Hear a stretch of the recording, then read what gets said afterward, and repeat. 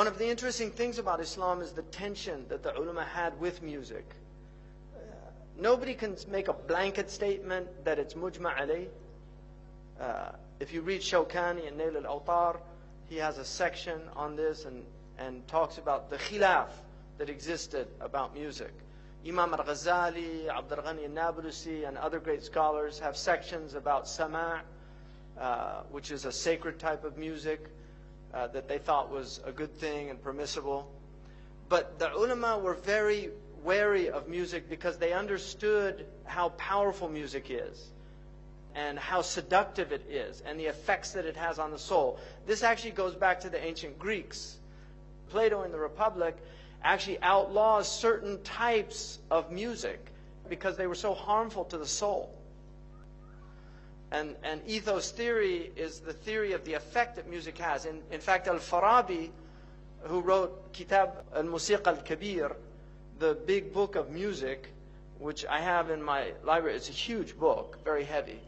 It's one of the earliest works, serious works on the science of music.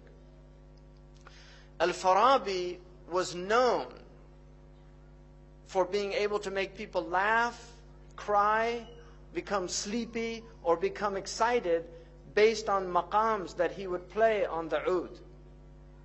He could literally make people cry. And this is well recorded. And this is what you find when people go to concerts. They get very agitated. They have to move. They don't know why, but they have to move. They can't stop moving because the music is having an effect on them. There's demonic effects that sounds have, and then there's angelic effects that sounds have. So the ulama were very concerned about the demonic effects of sound. And they understood that one of the things that the demons have always used is music to lure people away. In fact, in the hadith about Dawood alayhi salam, who sang the Psalms, he had a beautiful voice and he sang, which is musical, but it was angelic. Shaitan got a little band together and he put it on the side of the road, and the people on their way to hear Dawood would stop and listen to the band of Shaitan, and they would forget about Dawood. And so this was the tension that the ulama had, and it's very important that that tension exists because nobody can make a blanket statement that music is entirely haram, and nobody can make a blanket statement that it's halal. And so that tension is there so that Muslims never go too far into that thing. Because now you see in the West, people listen to music all the time. They're always plugged in. They get in their car, they turn on the music.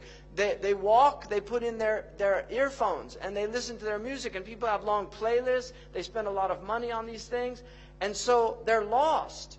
They don't have free time to think anymore because their lives are filled with sound. So the demons have immense tools that they've never had before, and they're using them very effectively. And we're, unfortunately, the people of haqq are not using them effectively at all. And Allah says, عَاقِبُوا بِمِثْلِ مَا عُقِبْتُمْ بِهِ. Fight with the tools that you're being fought with. The jihad of this age is between the ears. Because this is the battlefield, is the mind of human beings, and by extension, the heart.